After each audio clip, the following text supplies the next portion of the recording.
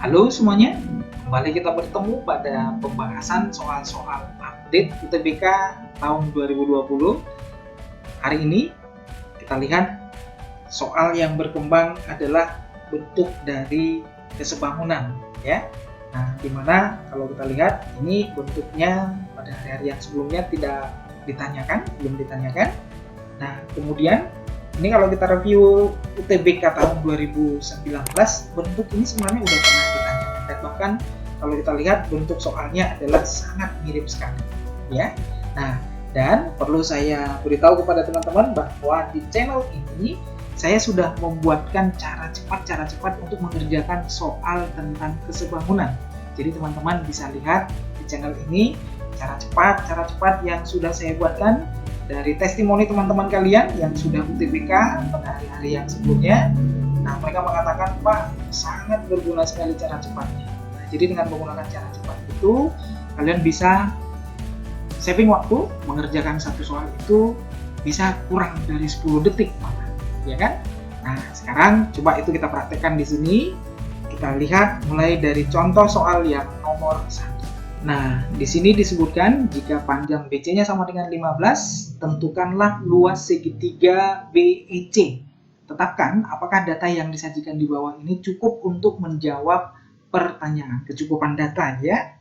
Kecukupan datanya yang pertama AB 8, CD-nya 12. Nah, di sini teman-teman pertanyaannya adalah luas segitiga BEC. Nah, di mana rumus daripada luas segitiga itu adalah setengah dikali alas dikali tinggi gitu ya. Nah, di mana alasnya tadi udah diketahui 15 yaitu BC-nya. Ya kan? Nah, kemudian tinggal nyari tingginya. Tingginya itu adalah dari E ke alas tegak lurus. Nah, jadi kalau tegak lurus, ini juga tegak lurus di sini, maka ini nanti akan sejajar. Ya. Nah, kemudian tentunya luas segitiga bisa kita cari kalau tingginya udah ketemu, ya. Berapakah tingginya? Nah, itulah pertanyaan kita. Dengan menggunakan kecukupan data 1, apakah bisa kita cari tinggi? Maka bisa cari luasnya. Dengan kecukupan data 2, apakah bisa kita cari tinggi? Maka bisa kita cari luasnya. Kira-kira seperti itu ya. Nah, jadi teman-teman, kalau kita lihat dari gambar ini, ya, ini bentuknya adalah segitiga-segitiga yang sebangun. Pada video saya di sini, seperti yang saya sebutkan tadi, ada rumus cepat untuk mencari rumus-rumus kesebangunan ya pada konsep-konsep kesebangunannya. Nah, jadi kalau boleh ditonton, sekarang kita pakai rumus-rumus cepatnya ya. Nanti saya kasih tahu linknya nah di deskripsi. Nah, di sini disebutkan panjang AB-nya 8. Nah, jadi kalau panjang AB-nya 8, maka sudah pasti belum bisa kita cari yang namanya panjang EF ya. Karena pada konsep kesebangunan, saya tulis dulu ya, kesebangunan ya. Nah, jadi ini ada segitiga siku-siku seperti ini. Nah, kemudian ini dia garisnya sejajar ya. Nah, maka nanti ini sering saya sebutkan rumus air mancur. Perbandingannya seperti ini. Ini banding ini ya kan. Nah, jadi dia muncratnya dari sini ya. Sama dengan yang ini banding yang ini. Gitu ya. Itu rumusnya. Sama juga dengan ini banding ini ya.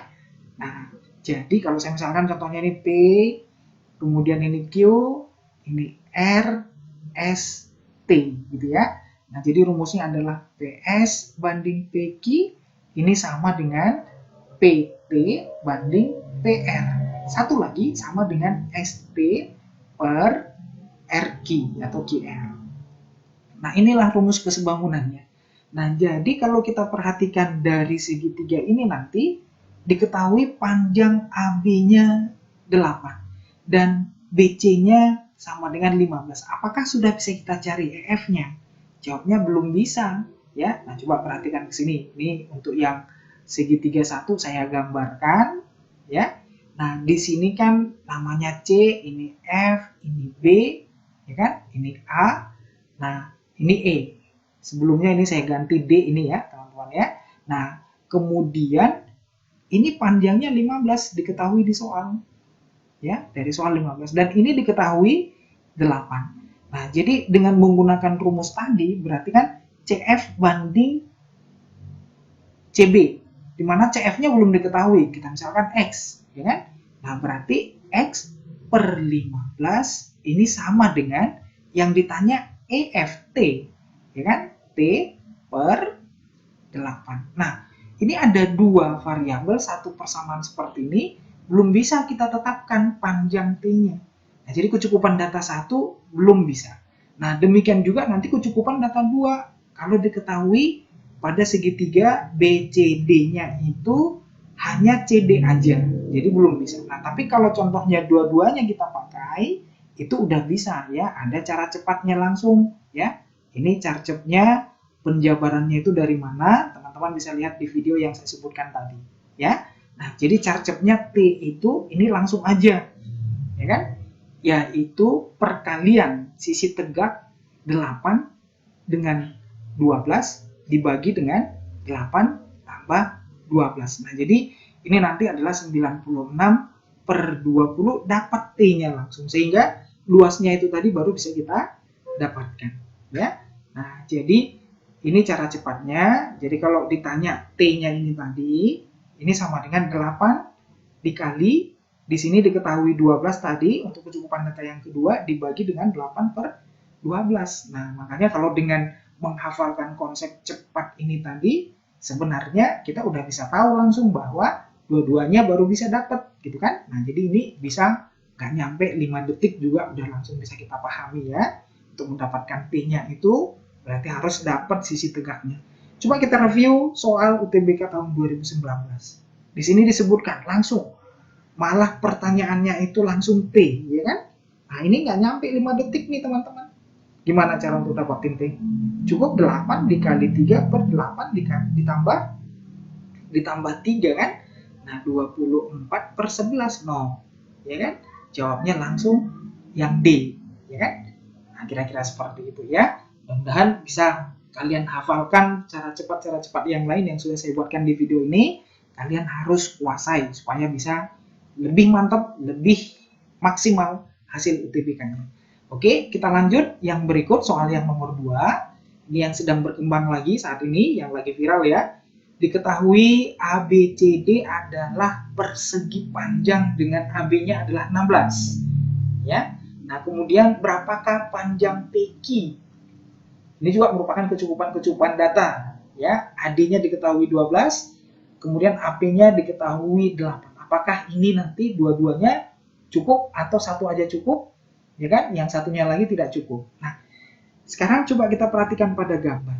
Nah, karena ini bentuknya segitiga siku-siku yang dia buat, segitiga yang kecil yang ini nanti segitiganya menjadi segitiga yang kongruen. Nah, kenapa kongruen? Sifat kongruen itu sisi-sisi sudut, atau sudut sisi-sisi, atau sudut sisi sudut, gitu ya. Nah, coba kita perhatikan. Ini kan sisinya yang sama nih, ya kan? Nah, kemudian ini sudutnya siku-siku sama, ya kan? Nah, kemudian supaya dia sama bentuknya siku-siku seperti ini, ya tentunya hanya satu aja tempat titiknya ini kan. Di sini juga cuma satu aja, ya makanya panjangnya ini pun nanti akan sama, ya. Nah, jadi dengan kata lain kesimpulannya, segitiga yang kecil ini dua-duanya kongruen. Nah, kemudian kita lengkapin sudutnya untuk mengetahui mana nanti panjang sisi-sisinya yang sama, ya. Nah, demikian juga dengan segitiga yang besar, dia kongruen sebangun atau tidak. Dilihat nanti dari besaran sudutnya. Kalau besar sudutnya pasangannya sama semuanya, maka nanti segitiga itu dikatakan sebangun, ya. Nah, ini tentunya saya buatkan lagi pasti siku-siku juga, ya kan? Nah, ini juga diki ini juga pasti siku-siku. Nah, kemudian kalau kita misalkan di sini namanya sudutnya X. Nah, ini sudut yang berseberangan itu juga namanya X. Nah, kemudian kalau saya buat di sini Y, X ditambah Y itu pasti 90. Nah, maka di sini X, di sini juga Y, ya kan? Nah, pada sebuah segitiga, jumlah sudutnya adalah 180, berarti X tambah Y 90, karena siku-siku ini 90, satu lagi X tambah Y harus 90, maka di sini juga X, ya kan? Nah, berarti di sini juga Y, ya kan? Nah, jadi ini udah bisa kita lengkapin ini semuanya sudutnya, ini X, Ini juga berarti Y. Dengan kata lain, segitiga yang besar, yang di atas dan yang di bawah sama. Kemudian segitiga yang besar dan yang kecil itu namanya sebangun, bukan kongruen. Ya, kongruen itu yang persis sama. Ya. Nah, jadi dengan konsep yang seperti ini, tentunya sudutnya nanti udah kita kenali semua. Coba kita perhatikan kecukupan data yang pertama. AD-nya sama dengan 12 disebutkan, ya kan? AD-nya 12. Di sini teman-teman saya buatkan panjangnya 12. Ini panjangnya 12. AD-nya 12. Gitu ya. Nah, sudutnya di D itu tadi adalah Y, ya kan? Ini juga saya buatkan Y. Kemudian di A ini tadi besar sudutnya X, ya kan? Nah, ini berarti di B-nya adalah X, ya kan? Nah, kemudian coba kita perhatikan dari soalnya tadi AB-nya udah diketahui 16, ini 16. Nah, pada segitiga yang besar ini berarti kan bisa kita cari DB-nya.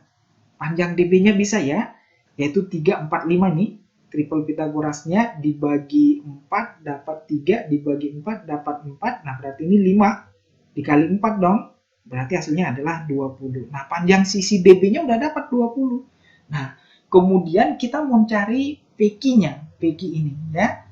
Nah, PQ ini tentunya panjang PQ-nya bisa kita cari. Ini P di sini tadi, misalkan di sini lagi ada Q-nya. Nah, kalau dapat DP, DP-nya itu yang ini, ya kan? Nah, DP itu sama dengan panjang QB, QB, ya kan? Nah, sehingga kalau udah dapat DB, dapat DP, maka bisa kita cari PQ-nya. Bisa ya? Nah, sekarang coba gimana cara untuk dapatin DP. Nah, konsep kesebangunan tadi, yaitu sisi-sisi yang sejenis dibandingkan akan sama dengan sisi yang sejenis yang lainnya, gitu. Nah, coba kita perhatikan, ini DP dibandingkan dengan sisi apa? Nah, cara ngelihatnya DP itu sudutnya Y dan siku-siku. Y dan siku-siku di segitiga yang besar adalah AD, ya kan? Nah, berarti 12. Nah, sama dengan, nah yang lengkap, ini sisi miring. 12, ya kan? Di sini sisi miringnya berapa? 20. Nah, perlu enggak kita cari DP-nya? Enggak perlu, pokoknya udah dapet nih nanti DP-nya, ya kan? Nah, kalau udah dapat DP-nya berarti panjang PQ-nya bisa kita cari, yaitu tadi PQ-nya gimana rumusnya? PQ adalah panjang DB dikurang 2 kali panjang DP, ya kan? 2 kali panjang DP-nya, kira-kira seperti itu. Nah, itulah panjang PQ-nya. Jadi, kesimpulannya, kecukupan data 1 cukup untuk menjawab pertanyaan. Nah, demikian juga yang kedua, coba kita perhatikan. AP-nya yang diketahui.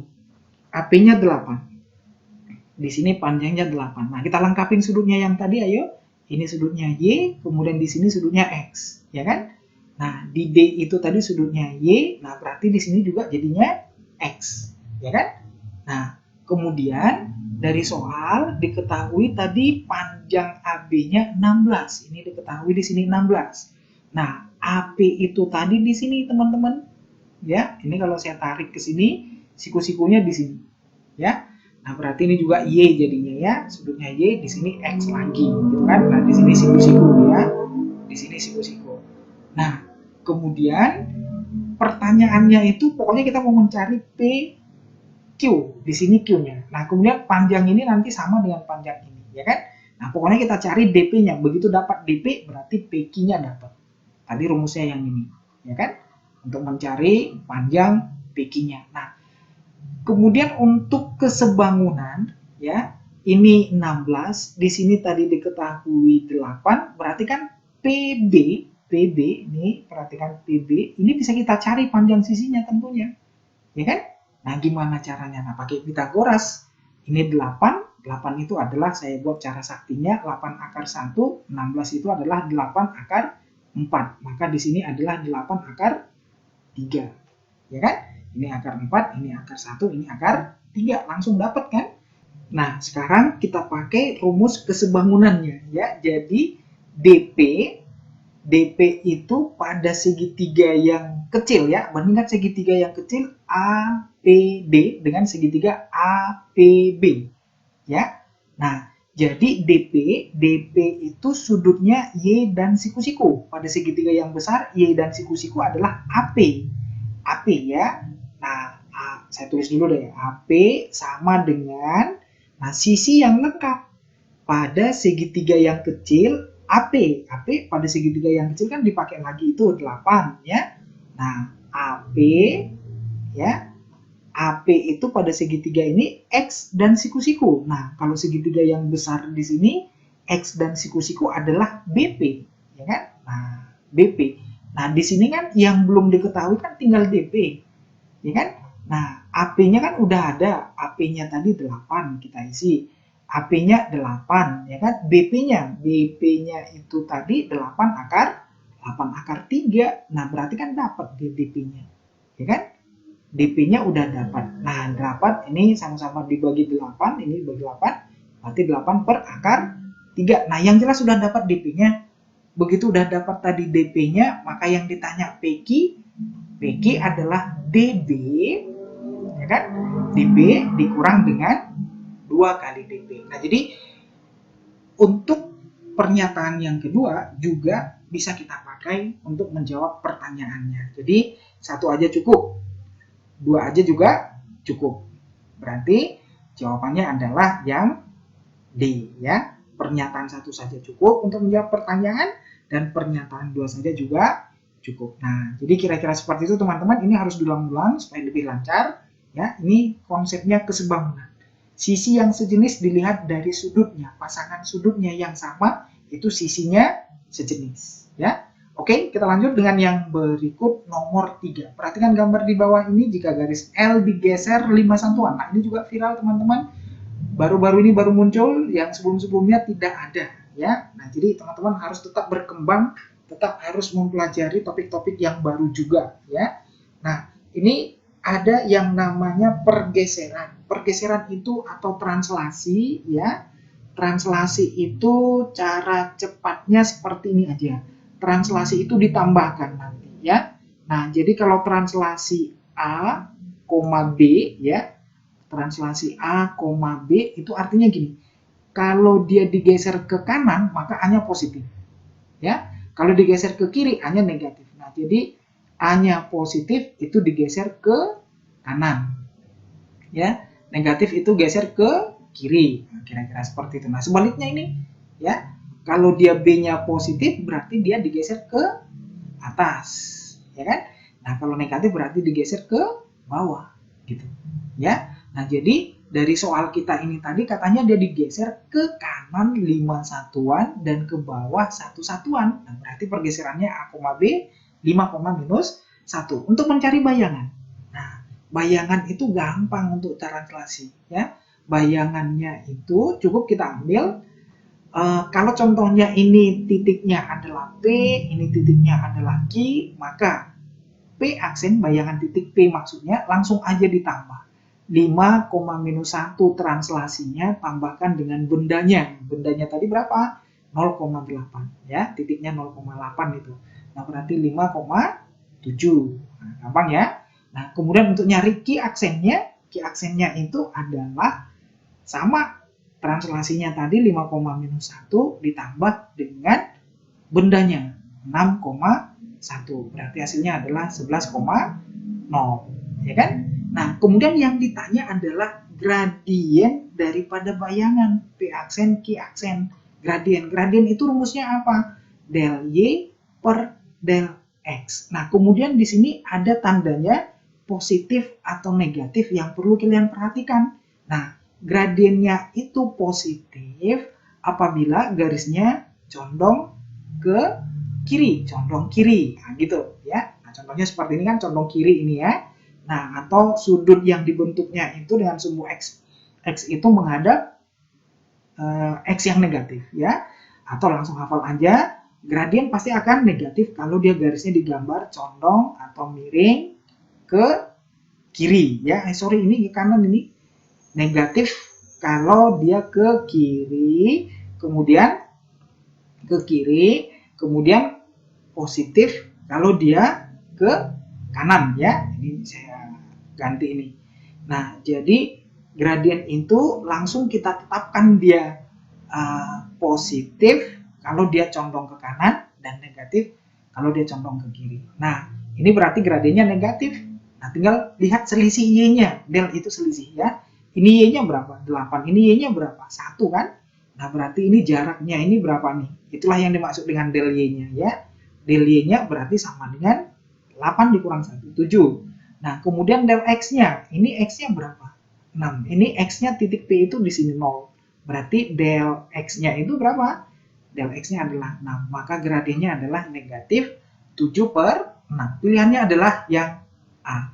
Nah, kemudian teman-teman, ini sebenarnya tanpa menggunakan ini, cara cepatnya, ya, cara cepatnya itu cukup dibuat kesimpulannya kalau dia translasi, ya, untuk translasi atau pergeseran, maka gradien daripada benda itu nanti akan sama dengan gradien bayangan. Mau digeser berapa banyak pun itu nanti gradiennya nggak akan berubah, sama. Nah, coba kita lihat di sini, gradien bendanya tadi adalah minus 7/8, kita bandingkan dengan gradien daripada bayangan, ya. Nah, gradien bayangannya P aksen, Y, P aksen, Q aksen, gradien dari dua titik itu rumusnya apa ya?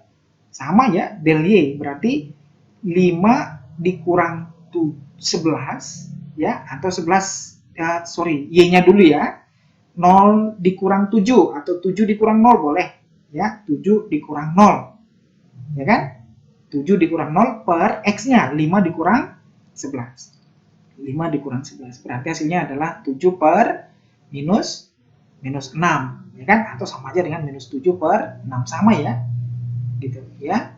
Nah, ini tadi adalah gradien dari benda ya sebenarnya ya, yang saya ambil ini kan masih gradien dari bendanya PQ gitu ya. Nah, gradien bayangannya itu tentunya diambil dari sini ya. Nah, coba kita perhatikan lagi contohnya yang lain nih ya.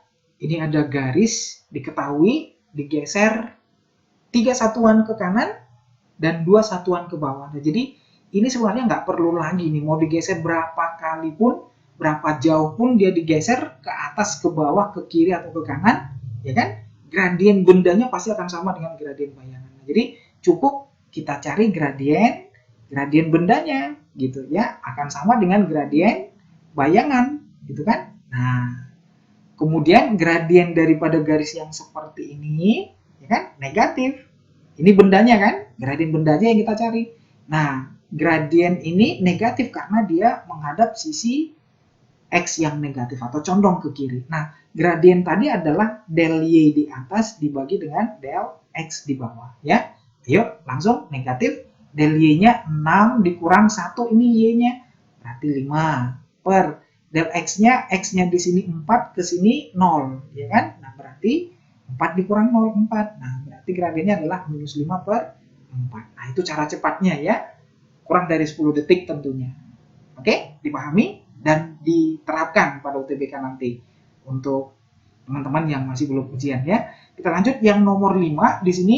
Manakah garis di bawah ini yang gradiennya tidak sama dengan gradien ini? Nah, ini cara cepatnya teman-teman. Kalau ada diketahui persamaan garis yang udah satu rumpun atau di ruas kiri aja atau di ruas kanan aja X dan Y-nya, maka gradien itu langsung negatif koefisien X per koefisien Y. Berarti ini adalah negatif 2/1 atau gradiennya adalah negatif 2. Mana yang sama gradiennya dengan negatif 2? Ya kan? Nah, ini jawabnya adalah negatif koefisien X per koefisien Y, betul. Ya kan? Sama ya? Nah, katanya kan tidak, yang tidak. Nah, kita pilih yang tidak. Nah, ini gradiennya berapa nih? Negatif 1/setengah. Negatif 2 juga. Betul, ini sama. Ini kalau seperti ini gradiennya apa nih? Negatif 2 juga ya. Nah, ini gradiennya apa? Negatif 2 juga. Ini gradiennya salah. Ini gradiennya adalah negatif koefisien X per koefisien Y negatif setengah. Ini yang salah ya. Nah, jadi yang ditanya yang salah. Oke, kita lanjut yang nomor 6. diketahui fungsi fx, x kuadrat tambah 1. Jika G merupakan satu persamaan garis, apakah G memotong kurva fx? Nah, kecukupan data.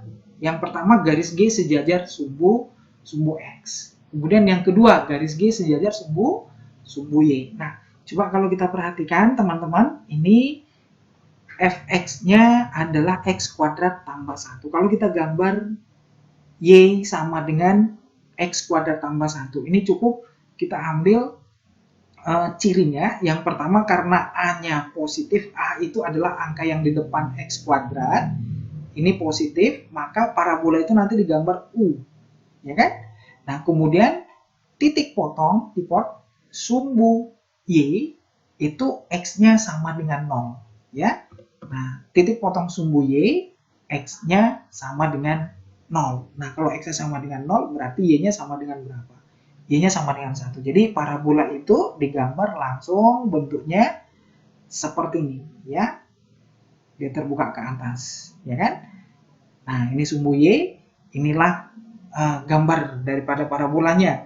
Dia potong di Y-nya ini 1, ya. Dia potong di Y-nya 1. Nah, kemudian disebutkan di sini, jika G merupakan suatu persamaan garis, apakah garis G itu memotong kurva? Jika garis itu sejajar sumbu X. Nah, garis yang sejajar sumbu X itu banyak, teman-teman, ya kan? Nah, garis yang sejajar sumbu X seperti ini betul belum memotong, ini betul sudah memotong. Nah, jadi kemungkinannya boleh memotong dan boleh tidak memotong, ya kan? Nah, kemudian yang kedua, garis G-nya sejajar sumbu Y. Nah, sama, ini juga sejajar sumbu Y ini, ya kan? Nah, ini juga sejajar sumbu Y, ya kan? Nah, ini juga sejajar sumbu Y, ya kan? Nah, maka kalau sejajar sumbu Y, maka garis itu sudah pasti akan memotong parabolanya, ya. Karena kan parabola ini kan nanti bisa kita terusin seperti ini jadinya, ya kan? Nah, pasti akan memotong, ya, kalau dia garisnya sejajar sumbu Y. Jadi pernyataan 2 saja cukup untuk menjawab pertanyaan, tapi pernyataan 1 saja tidak cukup. Jawabnya adalah yang B. Oke, kita lanjut dengan yang nomor 7. Di sini disebutkan jika diketahui matriks A dan B, X1 dan X2 adalah akar-akar dari determinan A kali B sama dengan 9, ya. Nah, jadi X1 tambah X2-nya sama dengan berapa? Nah, untuk mengerjakan soal yang seperti ini juga saya sarankan pakai cara cepatnya saja, ya.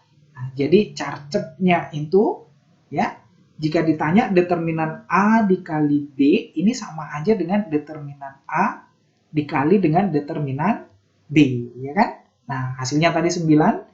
Determinan A itu apa? Kalikan diagonal kanan. Negatif X, ya kan? Dikurang dengan dikalikan diagonal kiri. Dikurang 2, ya kan? Ini kan hasilnya jadinya positif 2. Kemudian, kalilah dengan determinan matriks B. Kalikan diagonal kanan, minus 6, dikurang diagonal kiri. Berarti tambah 3X, ya kan? Nah, berarti 9 sama dengan, ini kita kalikan distributif, ya. Berarti jadinya 6X, ini kalikan ke sana, jadinya negatif 3X kuadrat, kemudian ini kemari plus 12 dikurang 6X, ya kan? Nah, berarti 9 sama dengan, ini jadinya habis 6X-nya nih, ya kan? Nah, kemudian ini tinggal minus 3X kuadrat, ya. Ini tinggal minus 3X kuadrat dikali dengan ditambah 12, ya. Nah, kemudian kita pindah ruas, 3X kuadrat, kemudian dikurang 3, ini sama dengan 0. Nah, kemudian pertanyaannya, X1 tambah X2. Apa rumusnya? Min B per A. Jawabnya adalah 0, karena B-nya adalah 0, ya. Nah, jadi seperti itu cara cepatnya, daripada kita cari A kali B, determinannya berapa, gitu kan. Jadi itu sangat panjang sekali nanti. Nah, kita lanjut dengan yang nomor 8. Ini tentang fungsi. Nah, ini juga muncul fx kuadrat, ya. Nah, jadi ini langsung aja saya pikir kita kerjakan. Kalau dikatakan fx kuadrat, fx-nya tadi apa? 2x dikurang 3. Fx kuadrat berarti ini kita kuadratin gitu, ya. Kemudian ini sama dengan 5 dikali. Fx-nya tadi apa? Fx-nya tadi adalah 2x dikurang 3. kemudian dikurang 3, ditambah 2 ya, sorry, ini tambah 2, yang ini tambah 2 gitu ya. Nah kemudian ini tinggal kita kuadratkan, 4x kuadrat 2 kali 3 dikali 2 berarti 12x ditambah 3 kuadrat, kemudian sama dengan ini 10x dikurang 15 kemudian tambah 2 ya kan, pindah ruas, 4x kuadrat dikurang 22x ya kan. Nah ini tinggal berapa ini? Minus 13 tambah 13 tambah 9 tambah 22 ya kan. Nah sama dengan 0. Nah berarti inilah A, B, C ya kan.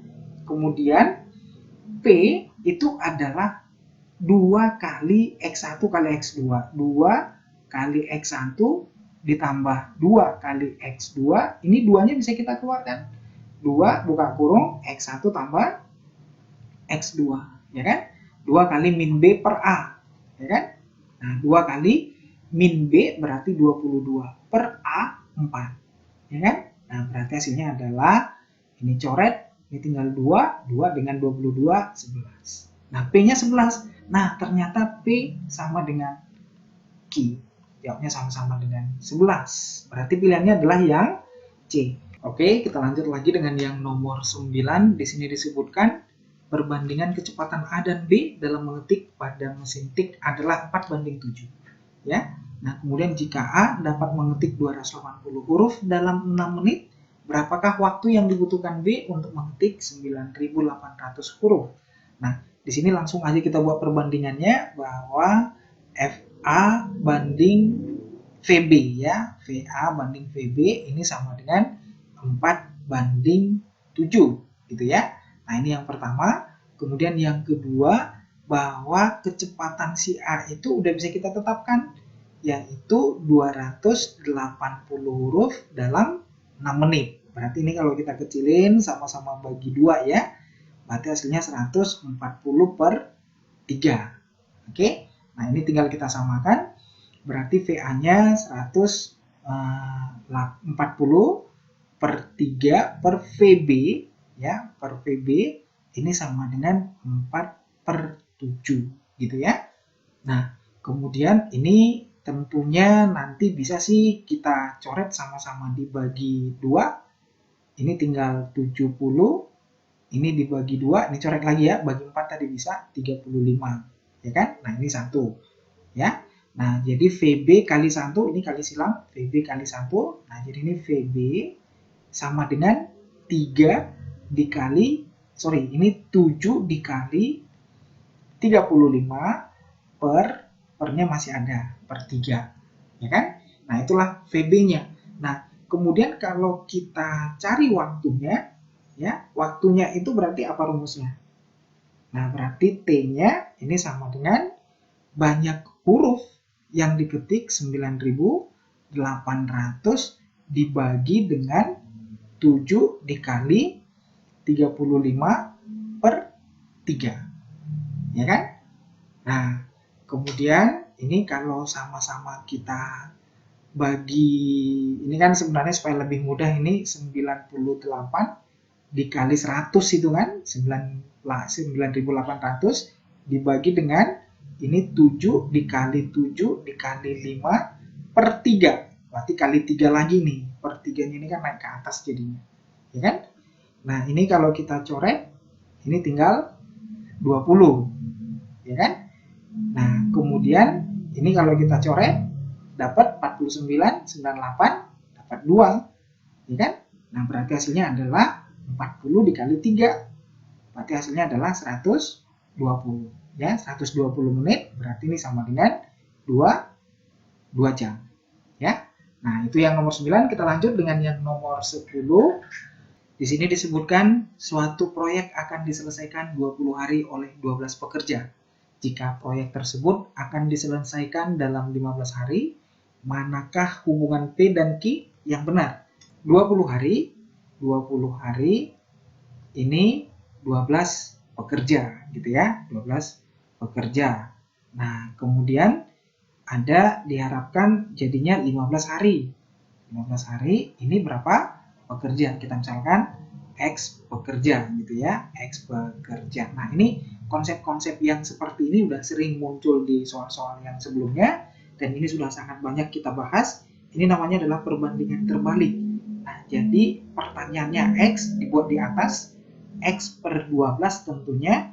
Kemudian ini sama dengan kita balik, jangan 15 per 20 lagi, tapi 20 per 15 ya. Nah, ini kita kecilin yang posisinya seletak, ini kita kecilkan, sama-sama dibagi 3, ini dapat 4, ini dapat 5. Nah, atas bawah juga bisa dicoret, sama-sama bagi 5, ini tinggal 4, ini tinggal 1. Nah, berarti X-nya 4 kali 4 adalah 16 ya. Nah, kemudian X-nya adalah 16, ini yang dibutuhkan untuk menyelesaikan 15 hari tadi, 16 orang berarti kan. Nah, jadi kalau ditanya tambahannya, maka tambahan ini sama dengan 16 dikurang 12. Berarti hasilnya berapa itu? 4 orang. Nah, tambahannya itu adalah P. Inilah yang disebut dengan P. Kemudian Q-nya adalah 5. Nah, dengan demikian P itu lebih kecil daripada Q-nya ya. Berarti jawabnya adalah yang B. Oke? Teman-teman, di sini sudah saya siapkan juga ada soal yang masih saya temukan, ada 4 lagi nih bentuknya buat teman-teman supaya bisa berlatih ya. Kalian coba, kemudian nanti di kolom komentar kalian kasih kunci jawaban kalian, jawabannya nanti akan saya periksa ya, nanti akan saya beberapa hari ke depan akan saya sebutkan kuncinya. Oke? Nah, sampai demikian dulu teman-teman. Terima kasih. Sampai ketemu. Tetap semangat.